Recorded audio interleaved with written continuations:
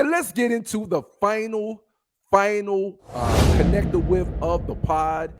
And this is going to be a topic about a fighter by the name of Demetrius Andrade. And he is another fighter that has boo boo, yeah, who has immense talent, man.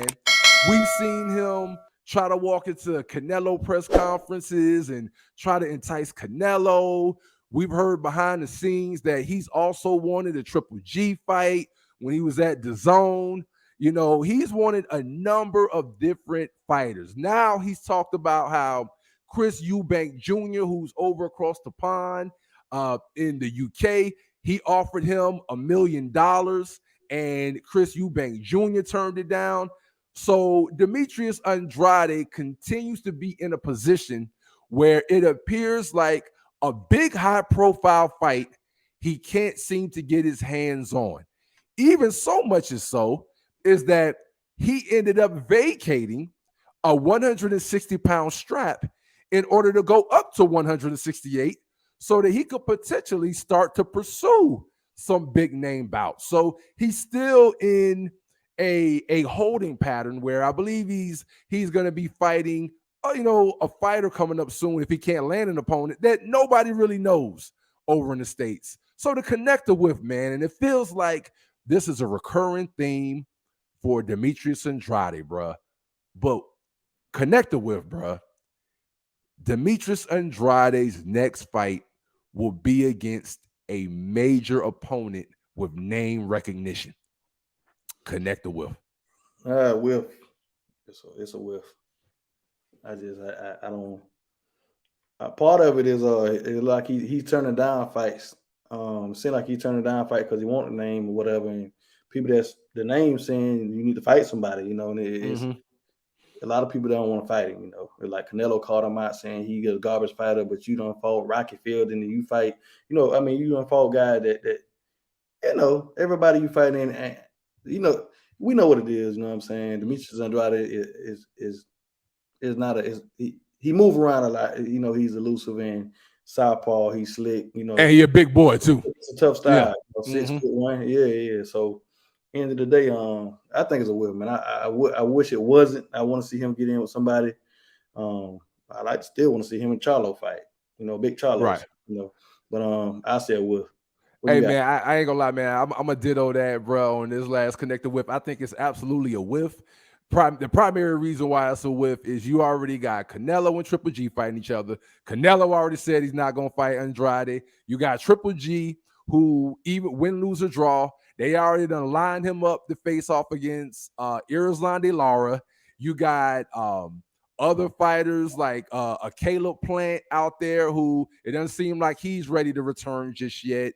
You got Jaime Munguia, they don't want it. Yeah, Jaime Munguia doesn't want that fight with the Demetrius Andrade. So there's a number of names. Yes, there's a number of names, especially because they both DAZN. Yeah, so that's another one. And he, his team wanted they out instead of fighting this man, they'll fight the mandatory the fight.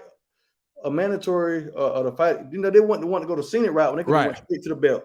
Right. They want to go around the world. They want to, So I think right now a lot of those major names that he would expect to get, we already kind of know. Even though we love to see him face off against Charlo, I don't anticipate that a Charlo is going to face off against a Demetrius Andrade at this point, because without a doubt, you got to believe that a Charlo is still sitting tight, waiting to see what happens with Triple G and Canelo. So that's going to be off the table as well. So I don't see it happening, bro. What I will say is that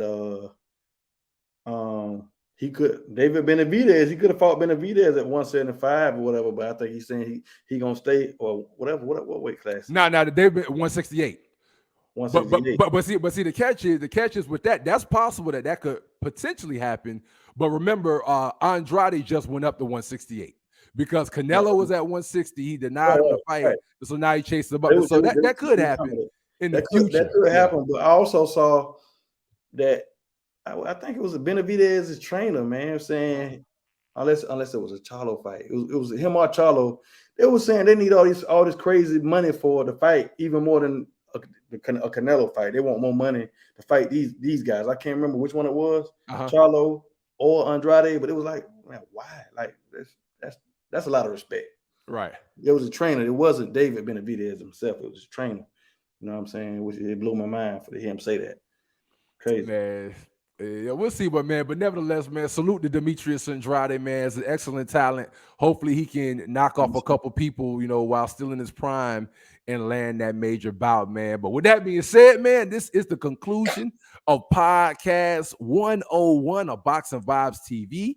And with that being said, man, y'all make sure that y'all check us out on YouTube, stream it. We're about to get back to uploading it to y'all for Spotify and all those different stations. And with that being said, man, everywhere. You know what I mean? And with that being said, man, Q, any last words, man, before we get out of here for Podcast 101? Nah, that's it, man. Everybody stay safe, man. Rock with us, deal with us, build with us, Boxing Vibes TV, man. Signing out. We'll get with y'all soon, man. All right, man. With that being said, man, we'll holler at y'all on the next pod 102 next week. And with that being said, we out. One.